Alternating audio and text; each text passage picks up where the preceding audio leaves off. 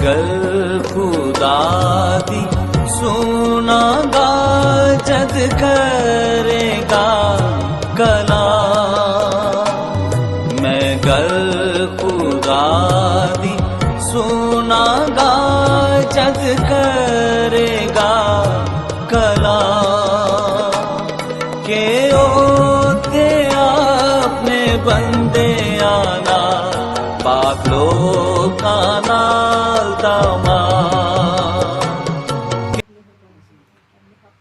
कदूस कदूस मेहर बरके खालिक और मालिक मेहरबान खुदाम यसम शनासी दिल से खुदाम तेरी शुक्रगुजारी करता हूँ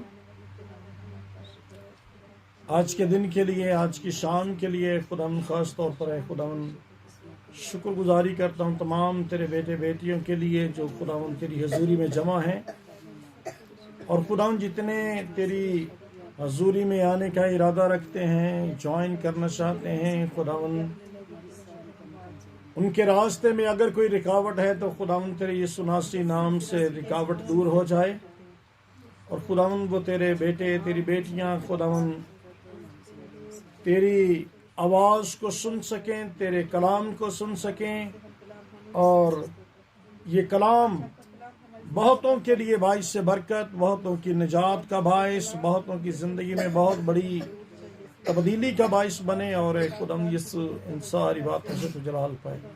मैं अपने आप को, हज़रत जमात को, जितने भी खुदावंद यहाँ मौजूद हैं और जितने ऑनलाइन मौजूद हैं और जितने भी खुदावंद इस कलाम को बाद में सुनते हैं, उन सब के लिए मैं तुझसे बरकत और सलामती की दुआ करता हूँ मसीह यीशु के नाम के वसीला से, आमीन आमीन।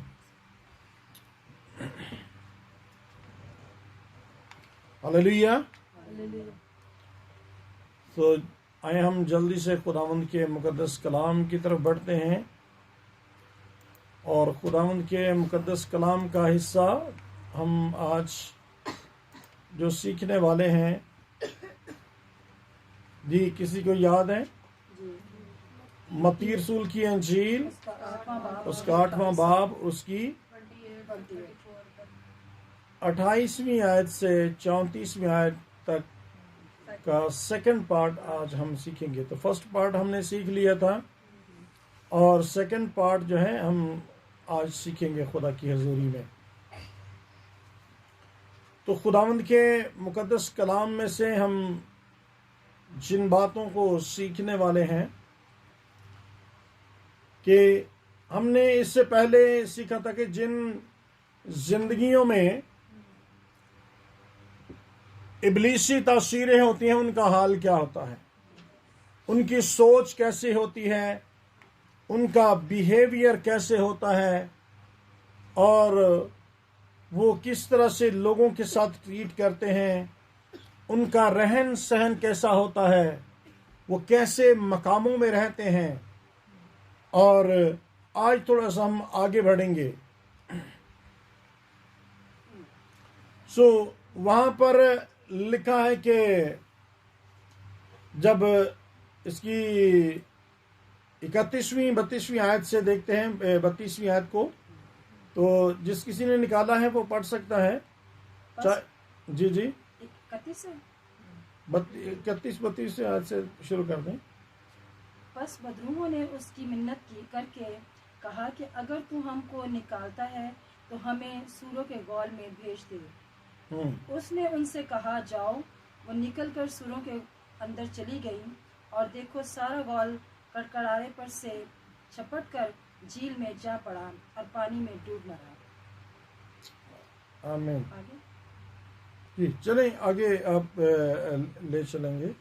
खुदावंद के मुकद्दस कलाम में से हमने इस बात को पीछे भी सीखा है कि बदरूहें जो हैं जब वो यीशु मसीह को देखती हैं तो वो यीशु मसीह को खुदा का बेटा कहती हैं कि ए खुदा के बेटे।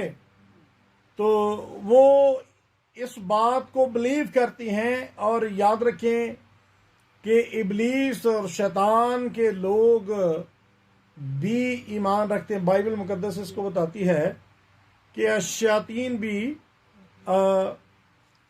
ईमान रखते हैं। Can you bring the tissue मामा, व्हाट्सएप टू यू।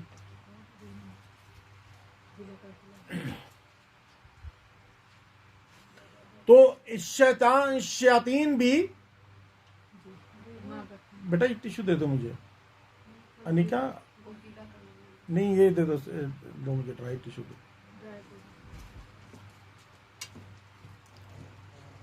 तो शैतान भी ईमान रखते हैं। तो बाइबल मुकद्दस हमें इस बात के लिए बताती है कि शैतान भी ईमान रखते हैं, और इब्लीस ने इस बात के लिए यीशु मसीह को खुदा का बेटा कहकर ये बात प्रूफ की कि शैतान भी इस बात पर ईमान रखता है, उसने माना इस बात को।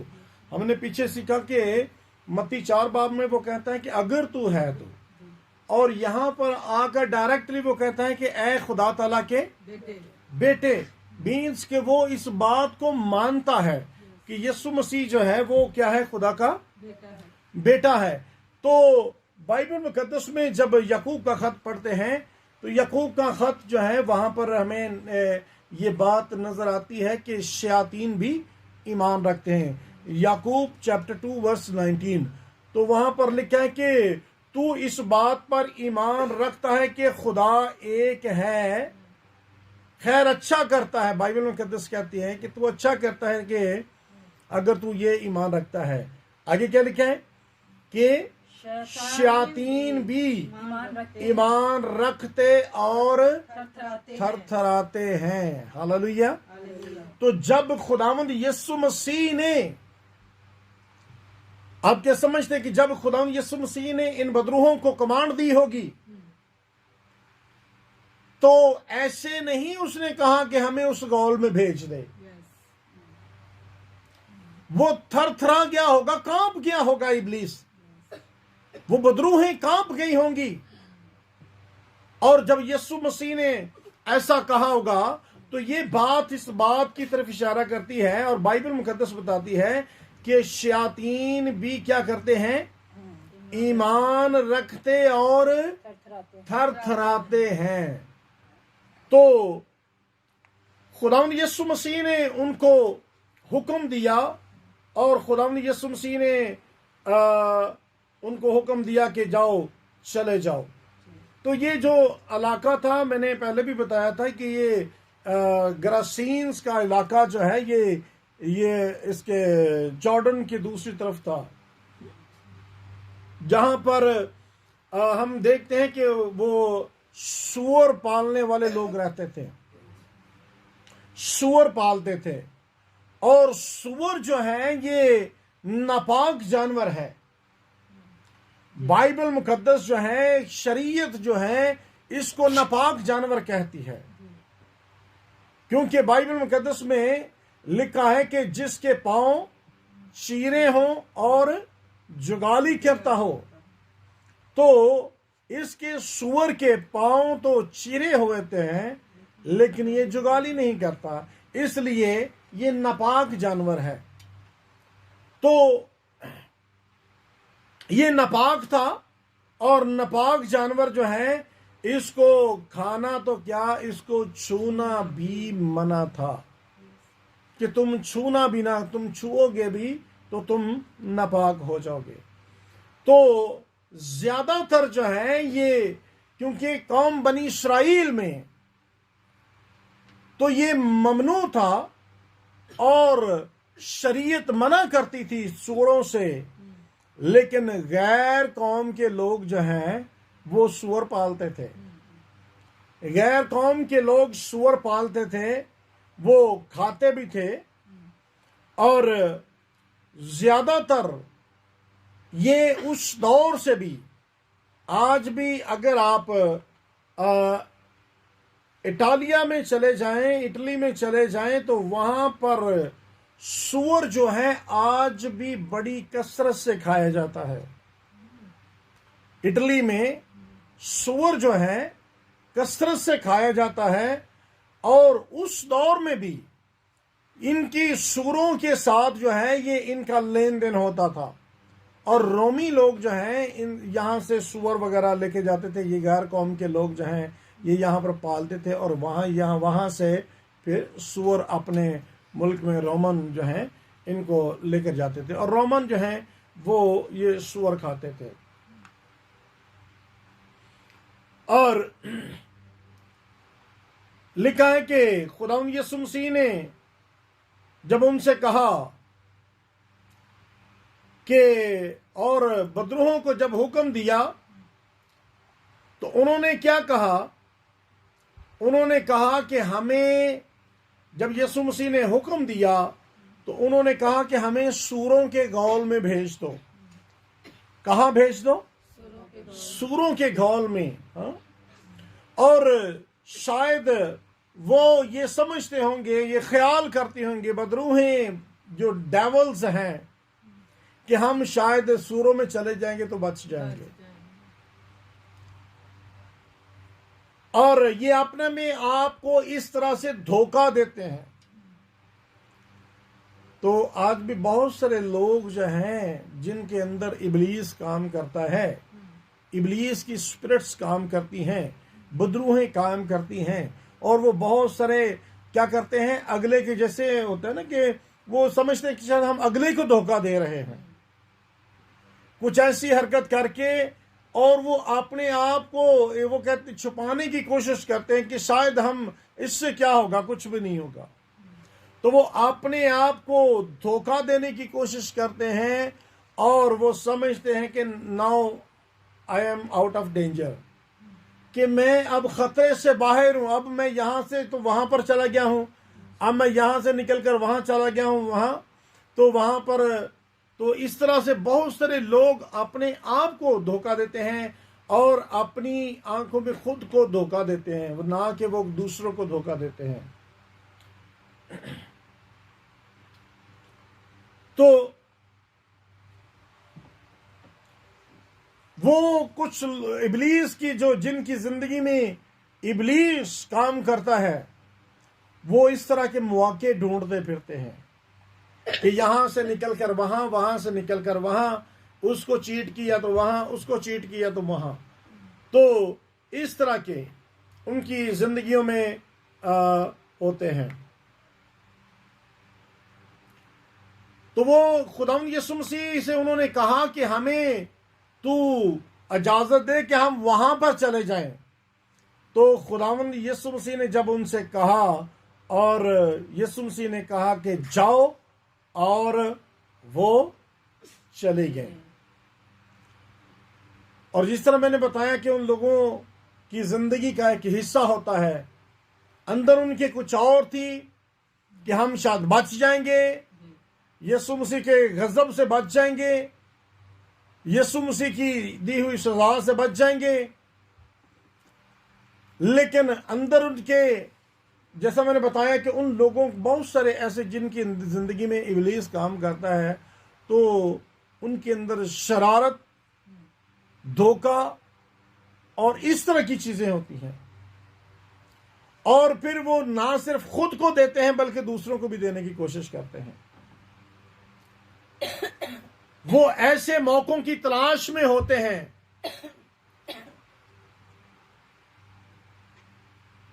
और बाइबल मुकद्दस बताती है, जब इमसाल की किताब पढ़ते हैं तो 4 बाब की 16वीं आयत में लिखा है कि क्योंकि वो जब तक बुराई ना कर लें सोते नहीं हैं, और जब तक किसी को गिरा ना दें उनकी नींद जाती रहती है। इमसाल 4 की 16। तो वहां पर लिखा है कि उन लोगों की आदत ऐसी बन चुकी होती है कि वो शरारत किए बगैर, बुराई किए बगैर, किसी के खिलाफ किए बगैर उनको नींद नहीं आती। तो ऐसी फितरत जो है वो ऐसे लोगों में होती है जिनके अंदर इब्लीस काम करता है, जिनकी जिंदगियों में, जिनकी सोचों ख्यालों में इब्लीस होता है, वो ऐसी बातें करते हैं। तो खुदावंद यीशु मसीह ने जब उन्होंने कहा कि हमें सूरों में जाने दो, तो खुदावंद यीशु मसीह ने कहा कि जाओ। खुदावंद यीशु मसीह ने उनको इजाजत दी, खुदावंद यीशु मसीह ने उन्हें कहा, परमिशन दी कि तुम जाओ।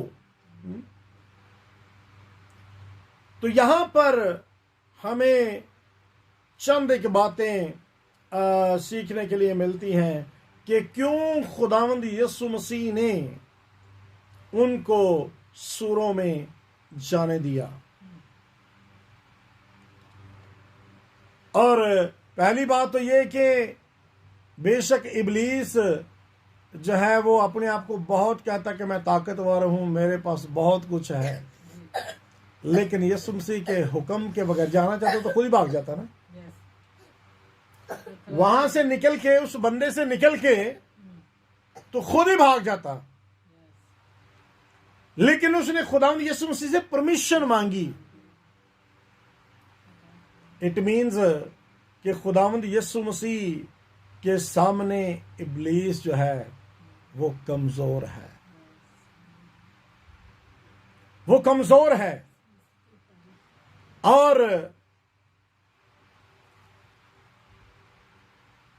यहां पर हम देखते हैं कि खुदावंद यीशु मसीह ने उनको इजाजत दी।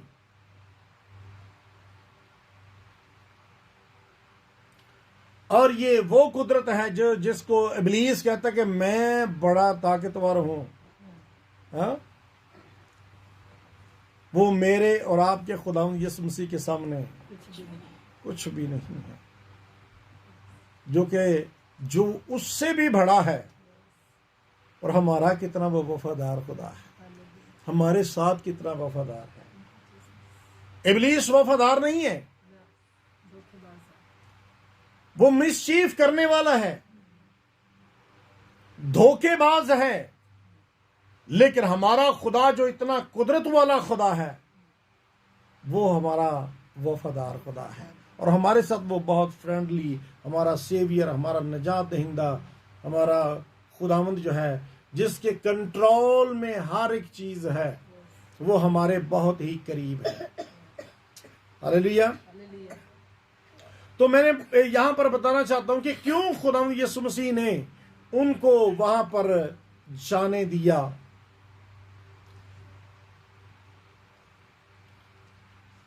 सो पहले नंबर पर खुदावंद यीशु मसीह ने उनको क्यों जाने दिया कि ताकि सदूकी उस दौर में जो फकीयों फरीसियों का एक फिरका था, जो फरीसी थे, वो इस बात को नहीं मानते थे, रूहों पर वो ईमान नहीं रखते थे। और खुदावंद यीशु मसीह ने ये इसलिए किया ताकि वो इस बात को माने कि रूहों का वजूद है। वो ये कहते थे कि कोई रूह शू नहीं है, वो रूहों पर बिलीव नहीं करते थे। और खुदावंद यीशु मसीह ने ये बात जब निकली, ये वाकया हुआ कि रूहें उसमें से निकली और उनमें गईं, तो रूहों ने उनको मार दिया। तो ये बात प्रूफ हुई कि रूहों का, बदरूहों का वजूद है।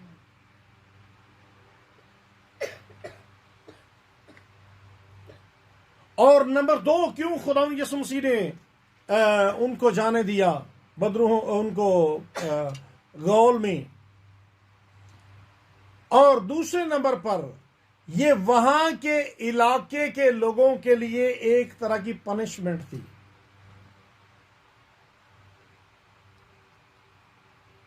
उन लोगों के लिए पनिशमेंट थी,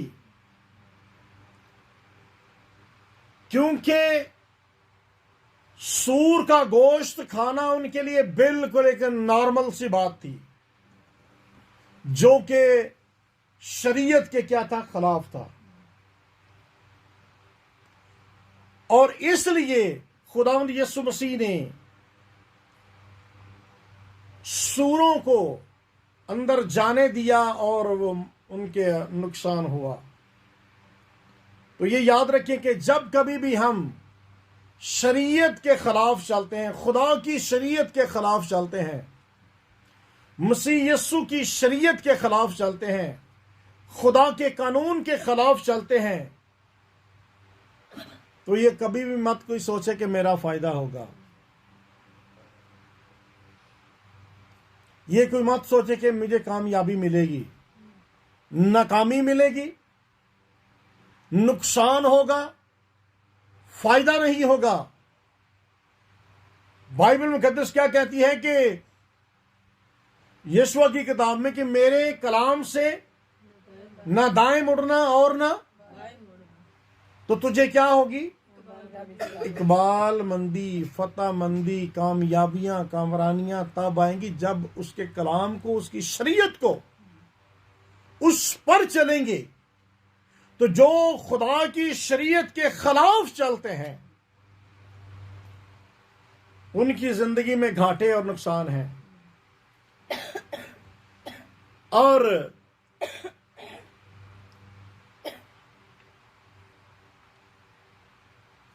फिर खुदावंद यीशु मसीह ने क्यों वहां पर जाने की इजाजत दी? ताकि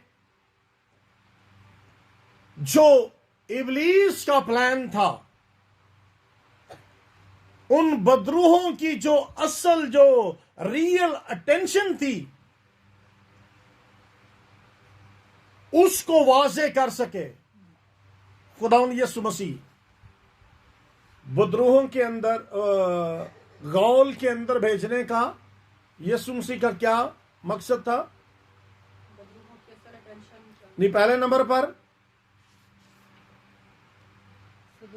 जाने के बदरूहों का भी वजूद होता है। नंबर 2 बदरूहों की असल अटेंशन। हाँ, तो पहला जुमला कितने गया? उनकी पनिशमेंट किधर गई? हाँ, तो वो नहीं लिखा।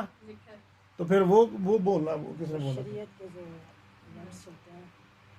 ये पनिशमेंट थी वहां के लोगों के लिए। और नंबर 3 जो है, खुदावंद यीशु मसीह ने इसलिए वहां पर भेजा, उनके अंदर इसलिए भेजा ताकि जो इब्लीस की, जो डीमंस की रियल इंटेंशन थी, उसको खुदावंद यीशु मसीह वाज़े कर सके, बयान कर सके।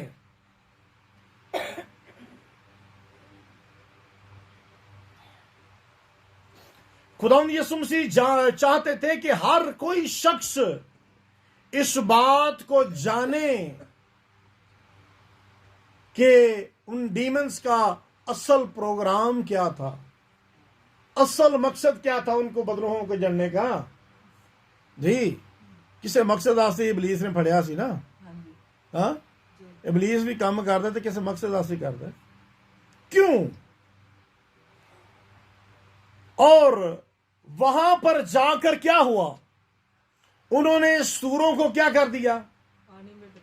डबो कर मार दिया, मर गए। और ये कोई एक नहीं था, सूअर कितने थे? हाँ, 2000 के करीब थे ये सूअर।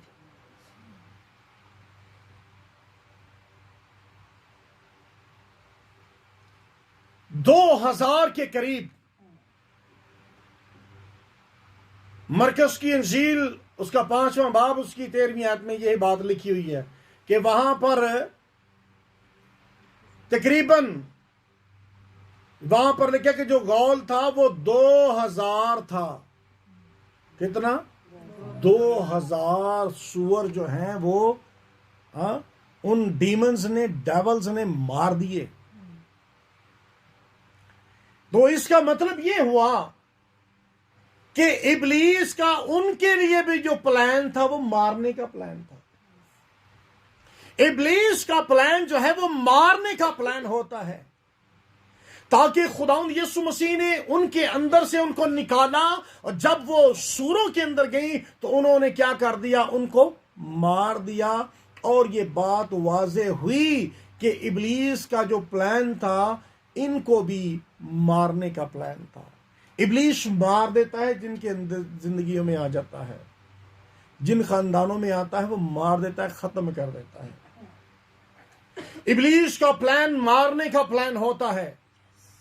इब्लीस का प्लान तबाही का प्लान होता है।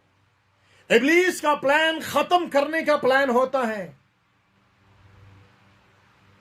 तो खुदावंद यीशु मसीह ने उनसे निकाल कर जो है जब उनमें भेजी, तो इब्लीस का जो प्लान था वो बिल्कुल वाज़े हो गया, क्लियर हो गया कि जैसे उनको मारा है इनको भी वो मारना चाहता था। हालेलुया। और इंसान को क्यों मारना चाहता है? इंसान को क्यों मारना चाहता है? दर हकीकत इब्लीस मेरा और आपका दुश्मन नहीं है। हाँ, तो वो हमारा दुश्मन नहीं है। वो किसका दुश्मन है? खुदावंद का दुश्मन है। खुदा के, मैंने बताया कि वो खुदा के तख्त का जो वो जेलसी है उससे है, हाँ, उसका है। और इब्लीस दुश्मन किसका है? खुदा का। हाँ, और फिर हमसे दुश्मनियां क्यों लेता है? क्योंकि हम खुदा की सूरत पर बनाए गए हैं। हालेलुया। हम खुदा की छवि पर, सूरत पर बनाए गए हैं। हम खुदा की शक्ल छवि पर बनाए गए हैं, इसलिए वो हमें भी क्या करता है? हाँ, और खुदा के सामने तो जा नहीं सकता, खुदा के अंदर तो एंटर हो नहीं सकता। और फिर वो, क्योंकि इंसान खुदा की शक्ल और छवि पर बनाया गया है, और इंसान के अंदर वो एंटर हो जाता है। इंसान के अंदर एंटर हो जाता है, और उसकी जो इंटेंशन है वो सेम मारने, किल एंड डिस्ट्रॉय की है। He want to kill and destroy. जिस तरह उसने सूरों को मार दिया और तबाह बर्बाद कर दिया, इसी तरह वो मारना चाहता है, इंसान को खत्म करना चाहता है।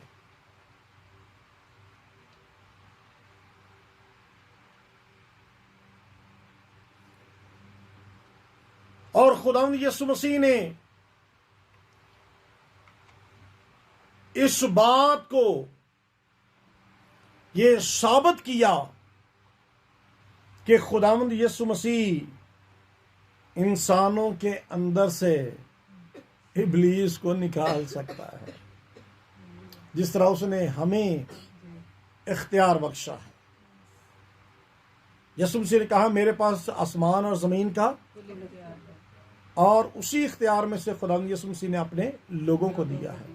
आज उसके लोग भी बदरूहों को क्या करते हैं? निकालते हैं। आमीन।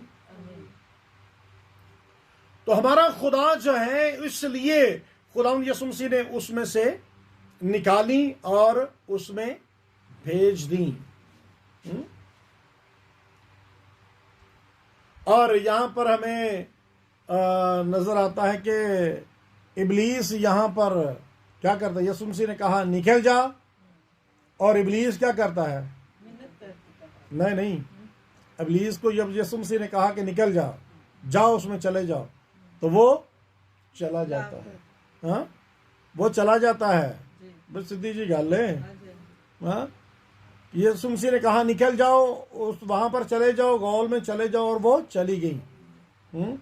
इसका मतलब कि डेवल जो है वो भी खुदा यीशु मसीह का हुक्म मानते हैं।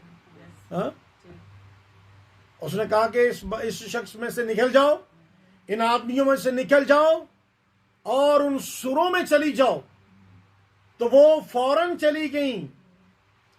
इब्लीस, शैतान, डेवल्स भी यीशु मसीह के ताबे हैं। उसका यीशु मसीह का मुकाबला नहीं कर सकते हैं। वो कभी भी नहीं कह सकते कि हाँ, यीशु मसीह कहे निकल जाओ और ऐसा ना हो कि वो ना हो। हाँ? इब्लीस शैतान भी मानता है, डेवल्स भी उसके सामने नहीं ठहर सकती, लेकिन एक हम है, असी आंकड़े रहने हैं। कितने हम मगरूर हैं और कितना हमारा बुरा हाल होगा जो यीशु मसीह का कहना नहीं मानते। यीशु मसीह हमें कहता है और हम आगे से नहीं कहते हाँ ठीक है, चुप कर रहे कुन्ने बन जाने, चुप, 2 घड़ियां हैं लंघ जाएंगे पारी बोल के तो चुप, फिर की कर लिया तू अपने घर ते मैं अपने घर। और इसी तरह जैसे पहले हमने सीखा है कि they are trying to mischief, but ये नहीं समझते कि वो अपने आप को धोखा दे रहे हैं। खुदा को कोई धोखा दे सकता है? ये डेविल खुदा को धोखा दे सकती थी? नो। उन्होंने किसको धोखा दिया? अपने आप को धोखा दिया। इब्लीस भी कमांड को मानता है। आज भी जब हम कहते हैं कि यीशु मसीह के नाम से चली जाओ तो वो जाती है। इब्लीस जाता है, भाग जाता है, लेकिन हम इतने ढीठ हैं कि यीशु मसीह खुदा हमसे कलाम करता है, हम मानते ही नहीं। वो कहता रहता है, हम मानते नहीं है, हम सुनते नहीं उसकी। तो फिर हाल क्या होगा? हाल तो फिर मैं समझता हूं कि बहुत ही बुरा होगा। खुदावंद हम पर रहम करे, आमीन। हम मानते नहीं है, बहुत बदतमीज है, तमीज नहीं हमें, अक्ल नहीं हमें, खुदा का कहना नहीं मानते। जो कहना ना माने उसको यही कहते हैं ना, इसको तमीज नहीं है। अपने आप में कहना मुश्किल लगता है ना। बच्चों को कहना, कभी बच्चा गल ना माने तो ये हम क्या कहते हैं? ए बड़ा ऊंची बोलो। हाँ, तो जो असं नहीं मानते, हाँ कि भाई साहब ने गलत नहीं कहते। हाँ, हमें फिर अक्ल नहीं आती उस वक्त कि हम खुदा का कहा नहीं मानते। तो जब कहा नहीं मानते तो उसके रिजल्ट्स अच्छे नहीं हैं। उसके रिजल्ट्स शायद अभी तो हमें इतने डेंजर नजर नहीं आते, इतने कोई नहीं नजर आ रहे, सामने नहीं आते। हाँ, क्यों? कि हमारा बाप जो है वो तरस से भरा है, वो इंतजार करता है कि आज ही तौबा कर ले, कहीं आज ही चल, अगले हफ्ते मान लेगा, अगले हफ्ते मान लेगा, अगले हफ्ते मान लेगा, आइंदा फ्राइडे को मान लेगा, जब आइंदा होगा आइंदा। तो हमारा खुदा इंतजार करता रहता है कि ये मेरा बेटा मेरी बेटी कब मेरी बात मानेगी। वो दुआएं भी करता रहता है हमारे साथ। रूह जो है वो आहें भर भर कर शिफायत करता है, रोता है हमारे लिए। आपने कई दफा खुदा के खादमों को रोते हुए भी देखा होगा, जो रो रो के दुआएं करते होंगे। वो किस लिए रो रो कर दुआएं करते हैं? आपके लिए रो रो कर दुआएं करते हैं, ताकि आप खुदा की आवाज को, उसकी बात को माने। जब नहीं मानते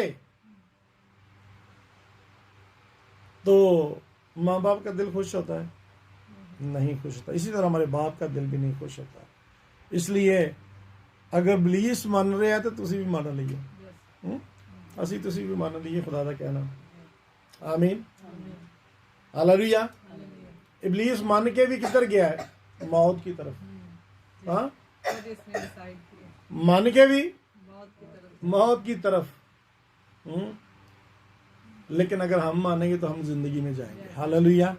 हम जिंदगी पाएंगे, हमेशा की जिंदगी पाएंगे और कसरत की जिंदगी पाएंगे। हालेलुया। तो याद रखिए कि इब्लीस का जो प्लान है, इब्लीस का जो मंसूबा है, वो डिस्ट्रक्शन का है, तबाही का है, बर्बादी का है।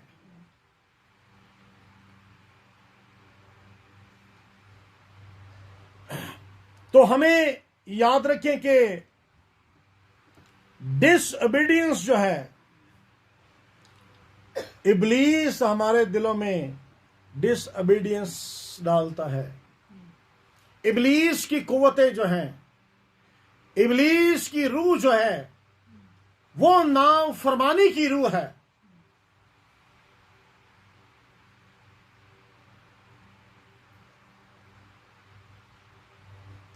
और खुदा की रूह जो है वो फर्माबरदारी की रूह है।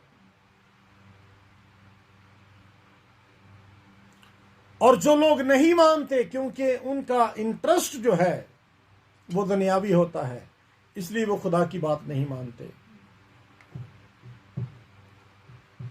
हमें खुदा की बात माननी है। और बाइबल मुकद्दस में लिखा है कि जब ये बात, ये खबर जो है 33वीं आयत में जब पढ़ते हैं तो वहां पर लिखा है कि ये जब बात जो है, ये खबर पूरे गांव वालों को पता चली, तो उनका जो एक्ट है, उनका असर क्या हुआ। लिखा है कि वो खुदावंद यीशु मसीह के पास आए और उन्होंने यीशु मसीह से क्या कहा? उन्होंने कहा कि हमारी सरहदों से क्या चला जा, तू बाहर चला जा। हालेलुया। हालांकि चाहिए क्या था कि इतना बड़ा अजीब काम हुआ है, पूरे गांव को रिहाई और छुटकारा मिल गया, उनका रास्ता खुल गया है। वो रास्ता जो बंद था, वो उस एरिया में कोई डरता जाता नहीं था। हालेलुया। तो उनको क्या होना चाहिए था? खुदा का शुक्रगुजार होना चाहिए था। और शुक्रगुजार होने की बजाय उन्होंने क्या कहा? उन्होंने कहा कि हमारी सरहदों से क्या हो जाओ, दूर चले जाओ। उन्होंने कहा कि हम तुझे नहीं देखना चाहते, हम तेरे अजायब नहीं देखना चाहते, हम तेरी कुदरत को नहीं देखना चाहते। क्योंकि उनकी रविशें भी कैसी थी? सूर खान वालियां। सूर सन ना उस इलाके च 2000 सूर। हाँ, ते होर भी तो कई ने पाले होने ने ना। बिजनेस बाबा ठीक ठाक होना है बुराई का, भैड़े कम्मां दा बिजनेस। अज भी बहुत सारे लोग ने पाकिस्तान दे विच, उन्होंने ये शराब नोशी जो हराम है, हाँ, बेचने के अड्डे डाले हुए हैं। कहलाते क्या है? क्रिश्चियन। लेकिन बुराई के अड्डे, बुराई बेचना, ध्यान इधर है। और ये लोग जो हैं, इनकी भी इंटेंशन जो थी वो सूरों वाली, बुराई वाली इंटेंशन थी। तो ये कैसे कहते कि आ यीशु मसीह तू इत्थे रह। उन्होंने कहा कि यीशु मसीह से कहा, डिपार्ट फ्रॉम अस, हमसे दूर चला जा, हमसे दूर चला जा, हमें तेरे वंडर्स को देखने की जरूरत नहीं है। उन्होंने खुदावंद यीशु मसीह की कंपनी को रद्द किया, उसकी सोबत को रद्द किया। आज इसी तरह बहुत सारे लोग हैं जो खुदावंद यीशु मसीह की कुर्बत को, उसके करीब रहने को, उसकी सोबत को पसंद नहीं करते, और वो कहते हैं कि सॉरी हमें नहीं चाहिए। तुसी अपनी बातें अपने कोल ही रखो, साढ़े घर ना आया जी। ज्यादा से ज्यादा बहाना वो डालेंगे, नहीं जी असी तो कैथलिक होने, साढ़े हाल ना आया जी। असी फलां मिशन दे होने, साढ़े हाल नहीं भाई मिशन इधर ना आवे। वो खुदावंद यीशु मसीह को अपने घर आने से रोकते हैं, अपनी कुर्बत में रहने से रोकते हैं, अपने घरों में, अपनी सोबत में आने से रोकते हैं। और वो कहते हैं कि डिपोर्ट फ्रॉम अस, हमसे दूर चला जा, हमें तेरी कुदरत नहीं चाहिए, हमें तेरी कुदरत नहीं चाहिए। बजाय इसके कि वो खुदावंद यीशु मसीह को दावत देते, वो कहते कि खुदावंद यीशु मसीह तू आ, हाँ? जिसने उसको शिफा दी, यीशु मसीह तो शिफा लेकर आया था, रिहाई लेकर आया, छुटकारा लेकर आया, निजात लेकर आया था, बंद रास्तों को खोलने आया था, नफरतों को मिटाने आया था। हालेलुया। लेकिन उन्होंने ऐसा कुछ भी यीशु मसीह को कबूल ना किया। उन्होंने कहा कि इसने क्या किए, हमारे सूअर मार दिए। तो जेड़ा भैड़े कम्मा तो मना करे वो चंगा नहीं लगता। सूरां नूं छड्ड दिओ, ये कहने वाला चंगा, बुराई को छोड़ दो, ये कहने वाला अच्छा, बुरे काम छोड़ दो, ये कहने वाला अच्छा। ये चला ही जाए साडे घर ना अगों बढ़े।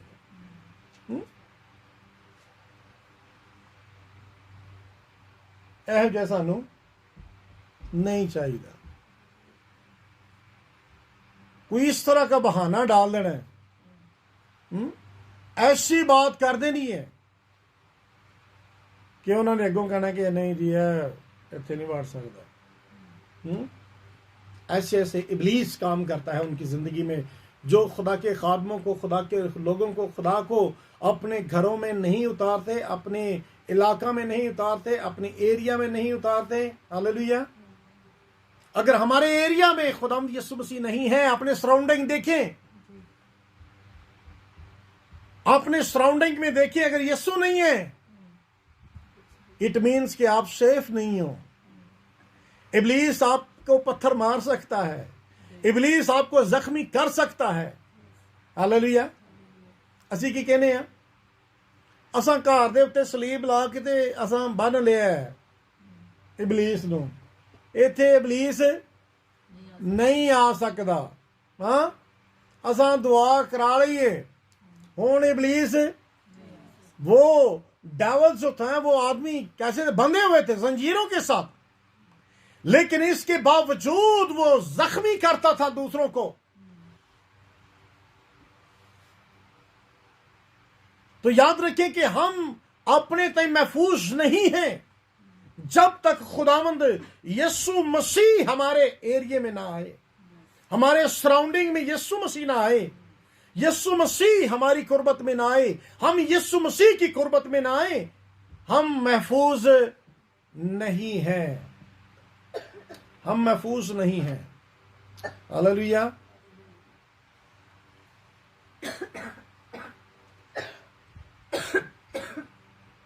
तो बहुत सारे लोग जो हैं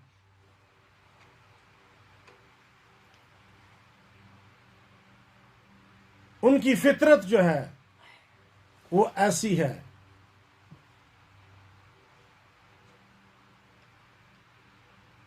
हालेलुया। और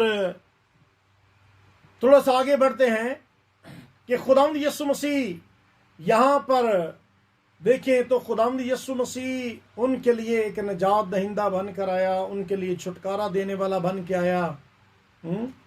लेकिन आज भी बहुत सारे लोग जो हैं उनकी डिजायर क्या है? उनकी डिजायर है कि यीशु मसीह उनके दिलों से दूर हो जाए। They don't want to Jesus Christ in their hearts. ना तो उसके कलाम को दिल में रखना चाहते हैं, और यीशु खुद क्या है? कलाम है।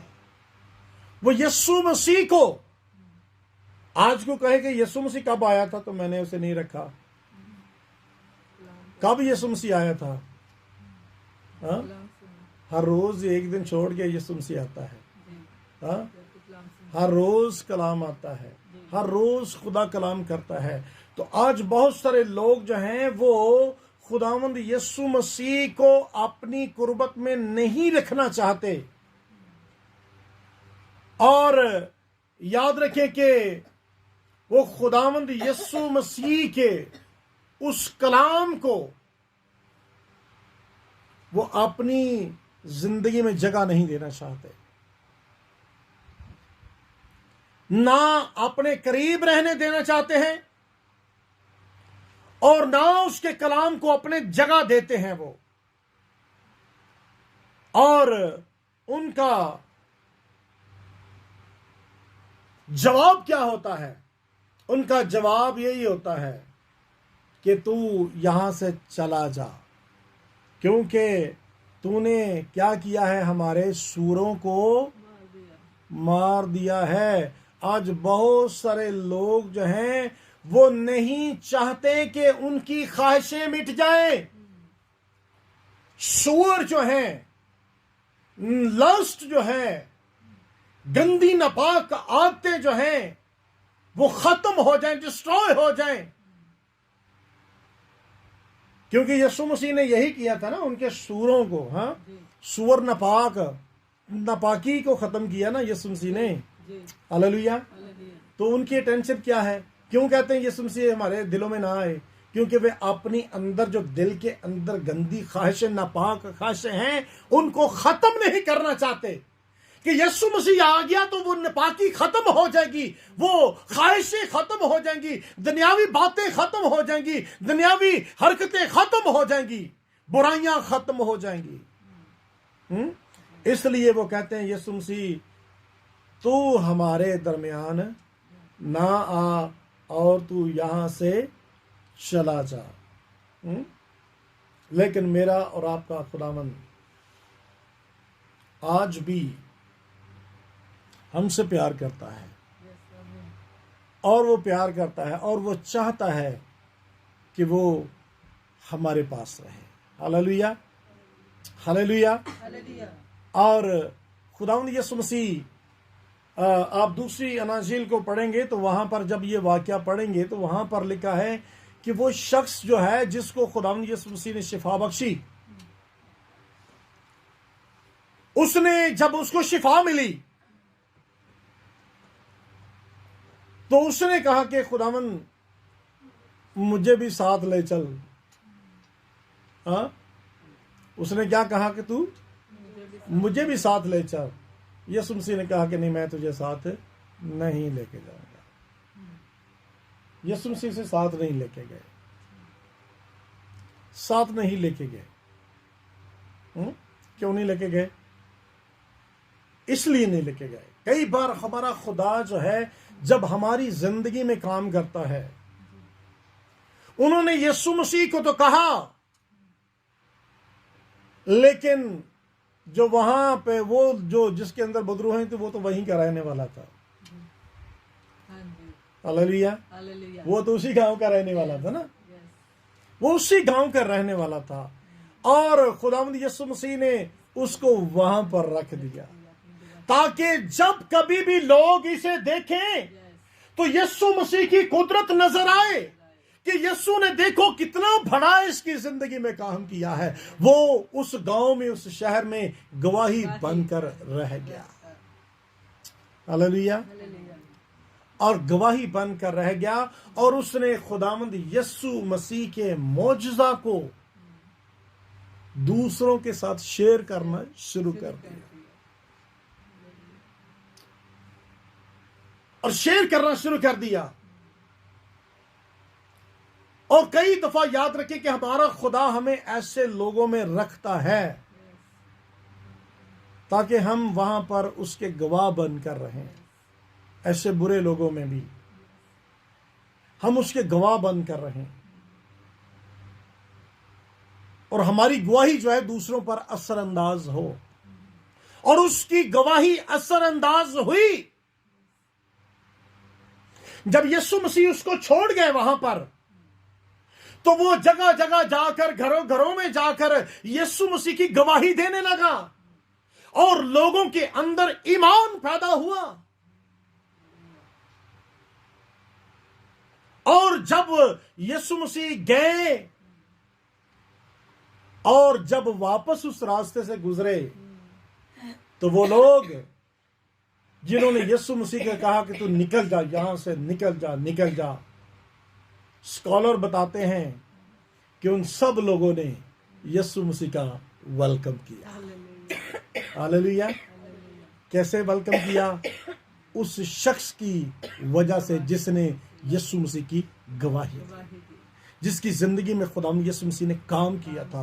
तो याद रखें, हमारा खुदा कई बार हमें डीमन से, डेविल से, इब्लीस के हथकंडों से, इब्लीस की चालाकियों मकारियों से, इब्लीस की ऐसी गंदी नापाक तासीरों से हमें खुदा इसलिए आजाद करता है ताकि हम और जो बुरी रवशों में लोग हैं हम उनके लिए एक गवाही बन जाएं और उन बहुतों को यीशु मसीह के पास लाने का वसीला बने। वो जो यीशु मसीह से दूर जाते हैं, यीशु मसीह को दूर करते हैं, यीशु मसीह के करीब नहीं आते, वो आइंदा जिंदगी में यीशु मसीह को अपनी जिंदगी में, अपने घराने में, अपने इलाके में वो वेलकम कहने वाले हैं। आमीन, हालेलुया। सो आज मेरे और आपके लिए भी खुदावंद का है ऐसे ही प्लान है। अगर खुदा हमें किसी भी इब्लीस की ऐसी तासीर से खुदा आज़ाद करता है तो खुदा किसी मकसद के लिए आज़ाद कर रहा है। आपको छुड़ा रहा है, आपको आज़ाद कर रहा है, आपको बचा रहा है, निजात दे रहा है, रिहाई बख्श दे रहा है। तो याद रखें कि इसके पीछे खुदावंद का प्लान है कि आप और दूसरों को भी बहुतों तक आप यीशु मसीह की गवाही लेकर जाएं और बहुत सारे लोग जो हैं आपकी गवाही के वसीला से खुदावंद यीशु मसीह को कबूल करने वाले हों। आमीन, हालेलुया। सो खुदावंद आपको भी और मुझे भी इस कलाम के वसीला से बरकत बख्शे और हम यूं ही खुदावंद के नाम को इज्जत और जलाल देते रहें। आमीन, आमीन।